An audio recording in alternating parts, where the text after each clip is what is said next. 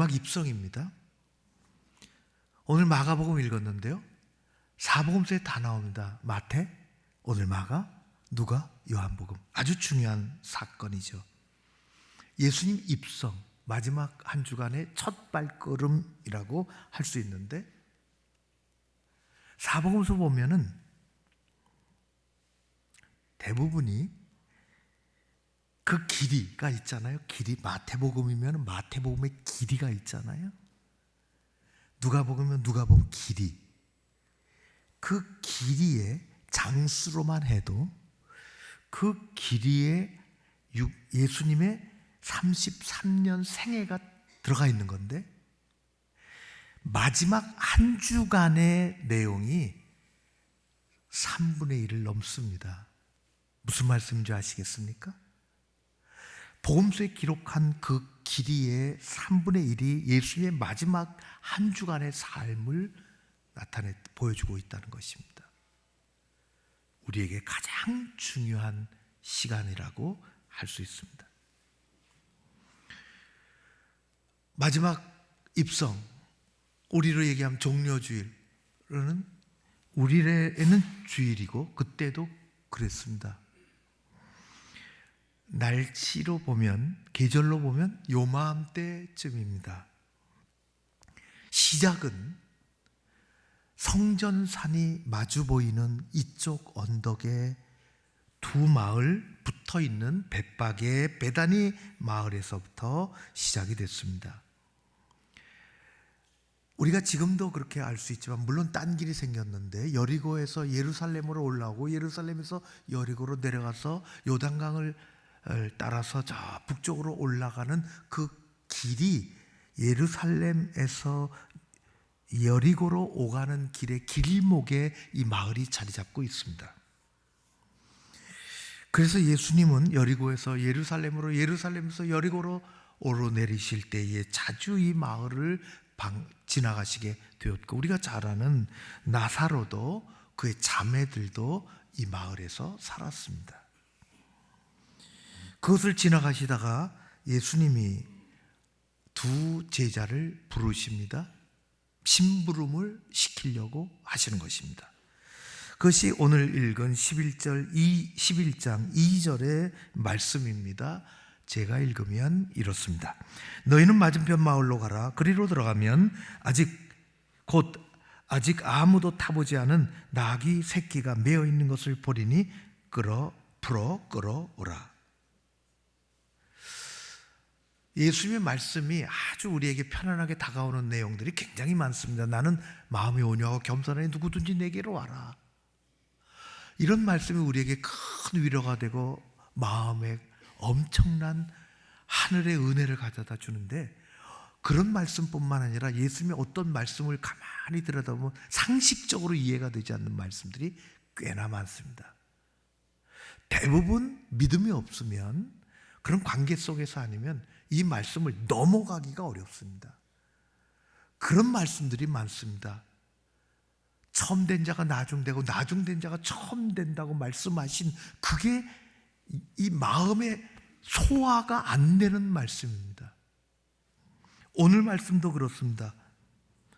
아침나절에 왜 낯선 젊은이들이 마을에 왔다 갔다 하다가 나귀를 발견하고 끌어간다고 생각해 보십시오. 그 마을 난리 나지 않겠습니까? 주인이 와서 아침에 좀도둑이로 몰릴 거 아닙니까? 지금 곳곳에 설치되어 있는 CCTV가 그때는 물론 없었겠지만 CCTV라도 설치되어 있으면 현장 물증이 확실합니다. 그런 생각들이 제자들에게 왜 없었겠습니까? 자칫 잘못하면 멱살 잡힐 일이야, 그러고 생각하고 있을 때에 예수님이 말씀하십니다. 누가 와서 왜 남의 나귀를, 주인이 그렇게 말하겠죠, 왜 남의 나귀를 끌고 가느냐 물으면 주가 쓰시겠다 하라. 그렇게 해라. 세상에 이런 일이 일어날 수 있을까요?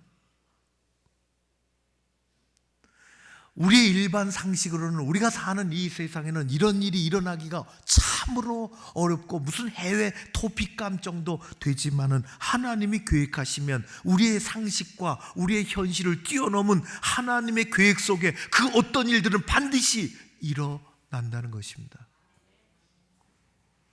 우리가 상식적으로 설명할 수가 없어요. 우리가 논리적으로 그것을 말할 수가 없는 일들이 성경에는 얼마나 많은지 모릅니다. 하나님은 온 세상을 창조하시고 지배하시는 분이십니다.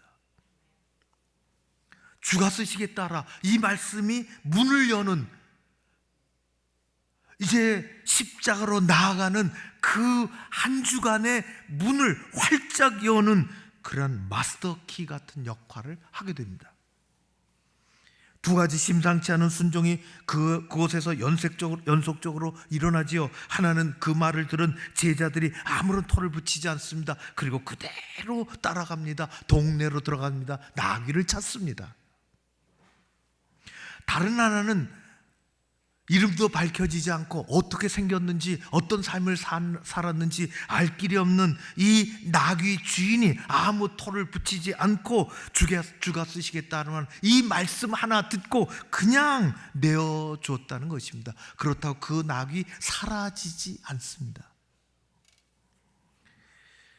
중요한 것은 제자들의 순종과 이를 모를 주인의 순종이 결합되어 하나님의 계획하심이 인간의 현실 속에서 진행되고 있다는 것을 성경은 오늘 우리에게 보여주고 있어요.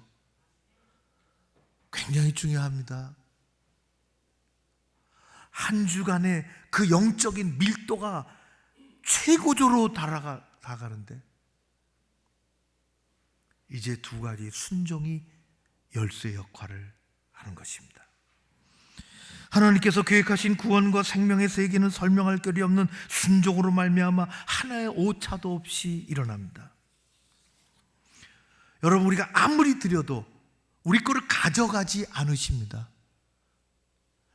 나귀를 아무리 드려도 주가 쓰시겠다, 가져가십시오. 그건 도로 주인에게 갑니다. 전능하신 하나님이 계획하시고 설계하시는 방법은 인간의 계산기로 측정할 길이 없으며 성경이 펼쳐 보이는 순종과 믿음의 세계는 깊은 바다보다 더 깊고 높은 하늘보다 더 높은 것입니다. 제자들을 보내며 주가 쓰시겠다고 하신 이 말씀은 1차적으로 그렇습니다. 오늘 말씀 본 것처럼 나귀를 쓰시겠다 해라, 그 말씀입니다. 그러나 성경 전체를 가만히 놓고 보면 주가 쓰시겠다고 말씀하신 이 말씀의 더 깊은 뜻은 제자들을 쓰시겠다는 것입니다. 주가 쓰시겠다 하라. 예수님은 나귀가 필요하신 분이 아닙니다. 그거 갖고 장사하시려고 하시는 것이 아닙니다. 예수님이 필요한 것은 이 나귀를 매기로 한 일이 일어나는 것을 필요로 하시는 것입니다. 순종 아니고는 설명이 되지 않습니다. 아주 오래전입니다.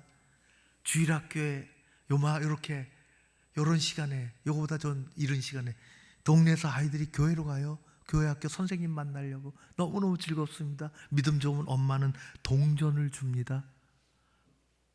500원짜리 동전 2개 줘서 하나는 헌금이다, 예배 시간에 헌금해. 하나는 집에 올 때 떡볶이 사 먹어. 옛날에는 500원 주면 떡볶이 괜찮게 줬습니다. 애가 신나서 짤랑거리고 교회로 뛰어오다가 주머니에 있는 동전 하나가 빠져나와서 따르르 굴러갑니다. 잡기도 전에 하수도 구멍에 빠져버렸습니다. 아무도 보지 못했습니다. 않았습니다. 그 아이는 헌금을 잃어버렸을까요? 떡볶이 값을 잃어버렸을까요? 여러분, 그 아이가 잃어버린 동전은 헌금이라고 아이는 생각할 수도 있습니다. 헌금이라고 생각하면 나머지 500원은 어떡할까요? 그건 헌금 안 드리고 떡볶이 값으로 나가는 겁니다. 그러나 아이는 다행이다 속으로 헌금은 남아 있었구나. 그러면 아이는 어떻게 했을까요? 떡볶이 안 먹습니다. 여러분은 어떻게 하시겠습니까? 순종이라는 것은 하나님이 밤에 자다가 우리를 흔들어 깨워서 너 이거 할래 저거 할래 이렇게 해야 돼. 그래서 순종을 요구하시는 경우는 많지 않습니다. 순종은 현실 속에서 일어나는 것입니다. 일상의 삶에서 일어나는 것입니다. 하나님과의 관계 속에서 일어나는 것입니다. 엄마의 말에 어디를 순종해야 되겠습니까? 이것은 오늘 사는 우리에게도 일어나는 일입니다. 어린이의 주머니 속에 동전뿐이 아닙니다. 여러분은 무엇을 갖고 계십니까? 어떻게 헌신하기를 원하십니까? 주가 쓰시겠다 하라. 옛날에도 그런 일이 있었습니다. 순간순간 그런 것입니다. 동전 한 입이 하나님이 필요하신 것이 아닙니다. 이스라엘 역사를 새롭게 바꾸기 위하여 하나님은 나는 사울을 버렸다 말씀하셨습니다. 그래서 사무엘을 종을 기름병 하나 들려서 저 시골로 내려보냅니다. 베들레헴이라는 곳입니다. 베들레헴이 난리가 났습니다. 이 시골 바닥에 거룩한 선지자께서 화려한 옷을 입고 등장하셨습니다. 손에는 기름 그릇이 들려져 있었습니다. 2세의 집으로 들어갔습니다. 아들들을 데려오라는 것입니다. 첫째 아들, 둘째 아들 다 아니라는 것입니다. 막내까지 왔습니다. 하나님이 이에다 말씀하십니다. 기름 부었습니다. 무슨 뜻일까요? 하나님이 쓰시겠다는 것입니다. 하나님은 어떤 분이신가 아주 중요한 말씀을 그런 상황 속에서 말씀하십니다. 사무엘상 16장의 말씀입니다. 여호와께서 사무엘에게 이르시되 그의 용모와 키를 보지 말라. 내가 이미 그를 버렸노라. 내가 보는 것은 사람과 같지 아니하니 사람은 외모를 보거니와 나 여호와는 중심을 보느니라. 하나님은 중심을 쓰십니다. 하나님은 중심의 믿음을 쓰십니다. 그래서 내가 다시 올 때 믿음을 보겠느냐 말씀하셨습니다. 쓰시는 것입니다. 마더 테레사에 이미 하늘나라가 있지만은 세계적으로 그분의 책도 사서 읽었습니다. 기도가 시작이다. 모든 것이다. 기도의 책. 보십시오. 참 보잘것없습니다. 키가 작습니다. 외모도 그저 누가 세상에 걸어가면 그에게 눈길을 줄 사람이 없습니다. 그는 자신이 몽당연필이라고 했습니다. 나는 몽당연필입니다. 우리에게 옛날에 몽당연필의 추억이 있습니다. 입으로 씹기도 하고 그저 손끝에 달려서 시원찮으면 버리고, 마더 테레사도 어렸을 때 그런 추억이 있었던 모양이죠. 자신은 몽당연필은 누구도 귀하게 여기지 않는 몽당연필. 나는 몽당연필입니다. 그러나 나는 하나님 손에 붙잡힌 몽당연필입니다. 하나님이 쓰시는 인생은 복되고 행복합니다. 이름이 있든지 없든지, 무엇을 가졌든지 못 가졌든지, 건강하든지 그렇지 못하든지 상관없이 하나님은 사용하시기를 원하십니다. 하나님 시간을 만드셨지요. 시간의 주인이십니다. 지배하십니다. 그러나 우리가 그 시간을 내어드릴 때 하나님은 비로소 쓰십니다. 하나님은 우리에게 재물을 주셨습니다. 건강도 주셨습니다. 삶의 자리도 주셨습니다.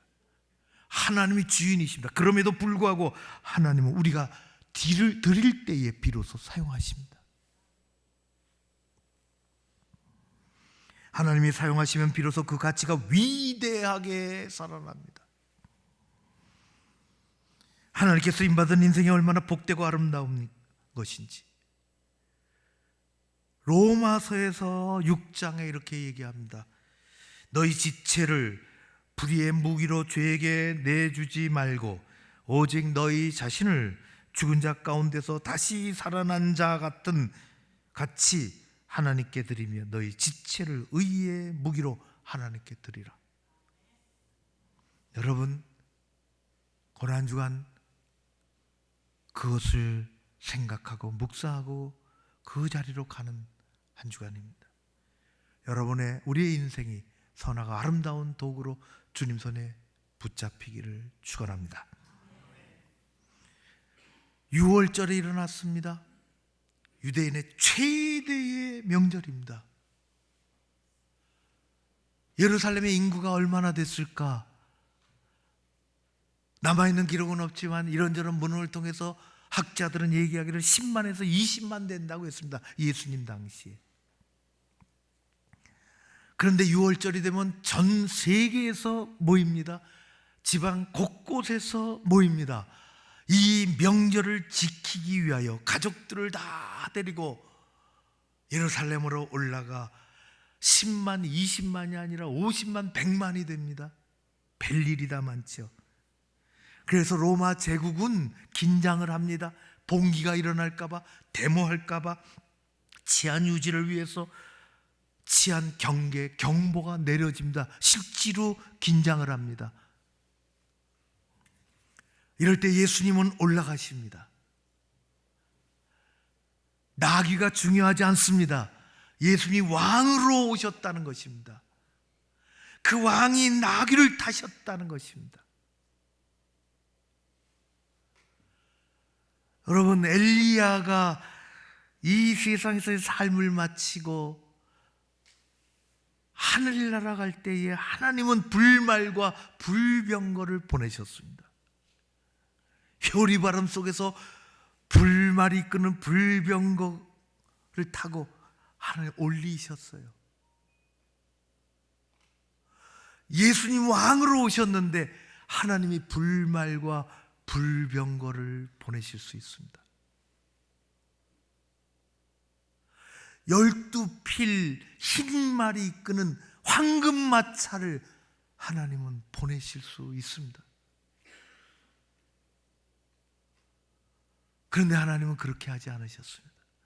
그 수많은 사람들이 보는 앞에서 하나님은 그렇게 하셨으면 헤롯도 놀라서 맨발로 뛰어나왔을지 모릅니다.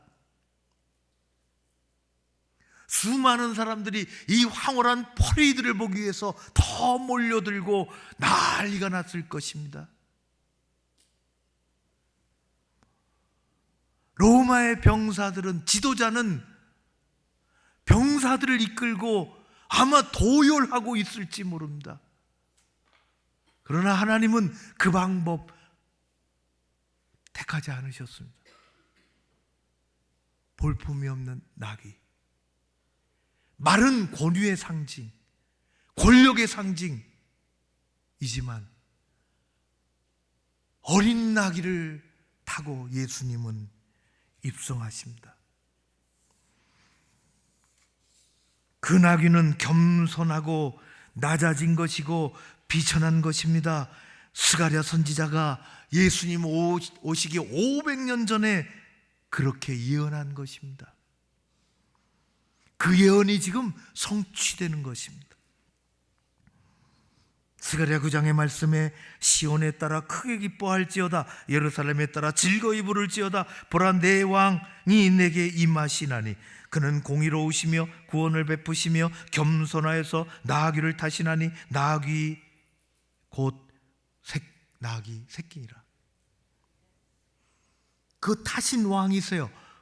지배하려고, 공격하려고, 무너뜨리려고, 세상을 무기로 정복하려고 오신 것이 아니라 섬기시려고, 낮아지시려고, 십자가를 가시려고. 나귀 타고 들어가는 모습을 보십시오. 새끼 나귀니 오죽하겠습니까? 발이 질질 끌릴 지경입니다. 세례 요한은 일찍이 그런 예수님의 모습을 멀리서 바라보고 말하기를, 보라, 세상 죄를 지고 가는 하나님의 어린 양이라고 했습니다. 우리 주님은 인간의 죄를 정복하기 위해서, 세상을 무기로 정복하기 위해서가 아니라 우리의 죄를 정복하시기 위해서, 죄의 싹은 사망인데 그 사망을 죽이기 위해서, 사망을 사망케 하기 위해서 예수님은 오셨습니다. 왕으로 오셨습니다. 우리는 누굽니까? 그걸 고백하는 한 주간이 되어야 합니다. 기원 후 165년에 예수 믿는다는 이유 하나만으로 로마 제국에 붙잡혀서 참술당한 유스티누스라는 그런 사람이 있습니다. 교회사에 나오는 인물이죠.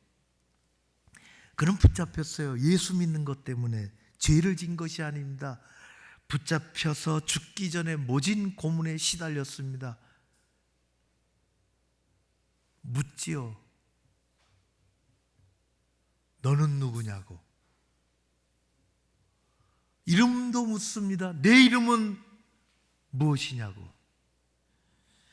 그는 이름이 무엇이냐고 묻는 질문에 이름 대신 나는 유스티누스라고 대답하지 않고, 나는 예수 믿는 사람이라고, 내 이름은 예수 믿는 사람이라고, 나는 그리스도인이라고.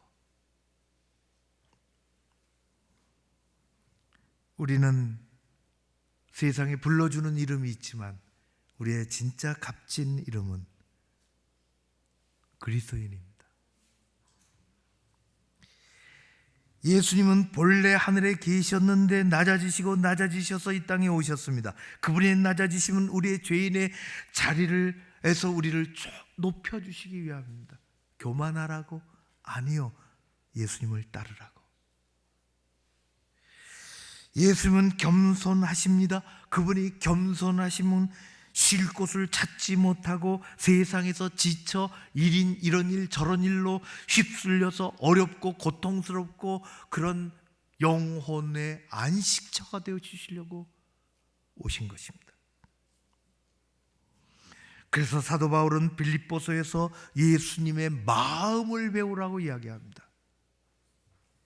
빌립보서 2장 5절에서 9절의 말씀 이렇습니다. 너희 안에 이 마음을 품으라. 곧 그리스도 예수의 마음이니 그는 근본 하나님의 본체이시나 하나님과 동등됨을 취할 것으로 여기지 아니하시고 오히려 자기를 비워 종의 형체를 가지사 사람들과 같이 되셨고 사람의 모양으로 나타나사 자기를 낮추시고 죽기까지 복종하셨으니 곧 십자가에 죽으심이라. 하나님이 십자가에서 죽으셨다는 것입니다. 주님은 이 세상에 어느 한 나라의 왕이 되고자 오신 것이 아닙니다. 온 인류의 왕으로, 역사와 우주의 왕으로, 만왕의 왕으로 오셨습니다. 그분은 오늘 우리에게도 왕이 되셔야 합니다. 우리의 인생, 우리의 가정, 우리가 일하는, 우리가 머무는 그곳, 공동체, 현재와 미래의 주인이시고 왕이시라고 우리는 고백하고 그분의 뒤를 따라가야 됩니다.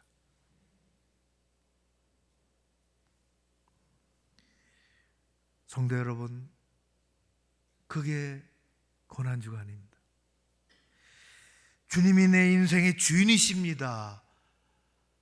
우리는 현실의 삶에서 그렇게 고백하고, 우리 공동체의 진정한 통치자이십니다. 그렇게 고백하고 우리는 살아야 합니다. 이 세상은 만만치 않죠. 힘을 모아도 이 세상에서 서로 격려하고 살아가기가 버겁습니다. 교회를 떠나는 사람들이 많습니다. 젊은이들은 이미 많이 발걸음을 돌리고 세상의 교회들은 다음 세대가 어떻게 될까? 다음의 교회는 도대체 어떻게 될까? 고민하고 기도하고 있습니다. 이번 한 주간 우리 주님의 뒤를 잘 따라가는 그런 우리 모두가 되었으면 좋겠습니다.